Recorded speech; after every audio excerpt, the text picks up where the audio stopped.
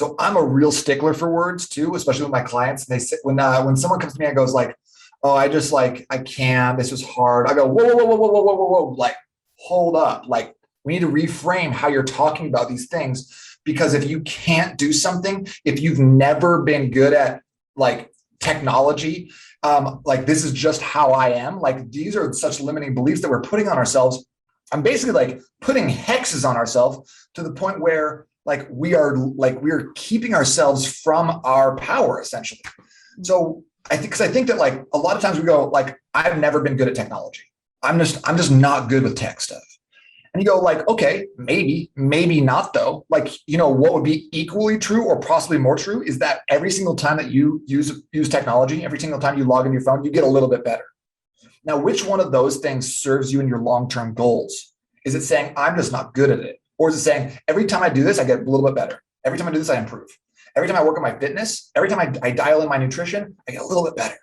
Which one's more empowering? Which one creates energy? Which one creates excitement and momentum, right? One is a roadblock. It's a stop.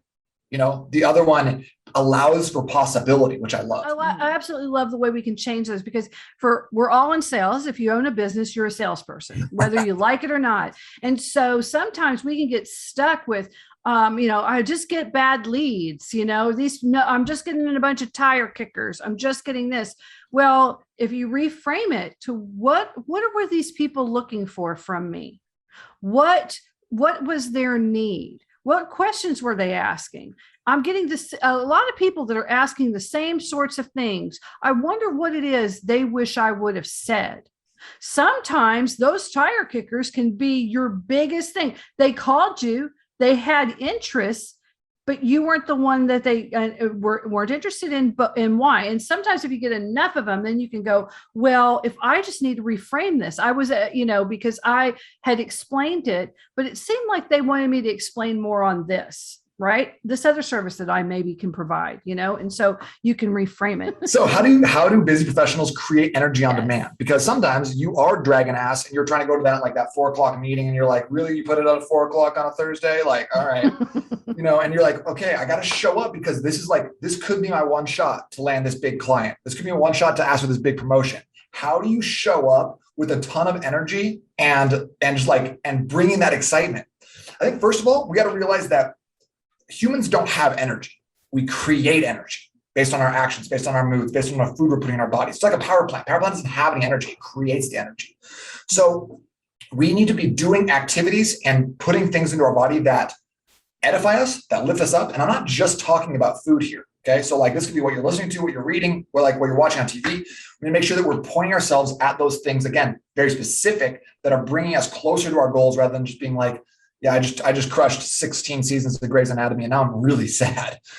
So number one is if you're going into a meeting, if you need energy right now, drink a glass of water. 16 ounces of water, it'll increase your metabolic rate. It'll help your body function at a higher level. More water equals more fat burn, equals more energy. There's so much science behind this. And basically since I've been, drinking water, it's pretty much been free. So you don't need to buy any fancy pills, powders, or potions to nail that. So drink a glass of water. Then go find something motivational, either a podcast you love. Listen to the Jocko Willink's extreme ownership about him bringing his team into whatever city he was in.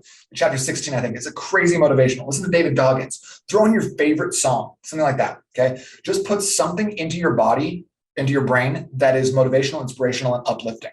What else are we doing? We're going to move. Okay. Motion creates emotion. Okay. So there's a couple things you can do here. Again, going back to that morning routine thing, we move explosively because it is scientifically proven to help us build our energy up. So honestly, the easiest, fastest thing you can do is just called toe pops. Okay. It's basically think about having a jump rope with no jump rope, just jumping up and down your toes. Creating motion like that in your body will build energy, and it's so easy. If you're a little bit weirder, if you want to go a little bit next level, throw on that music and just dance, just groove with it. Motion creates emotion. So if you're dancing, if you're moving, if you don't give a shit, who's watching or anything like that, you're going to walk up with such a different energy, so much more confidence. It's mind blowing. It creates so much of a different physical and mental space.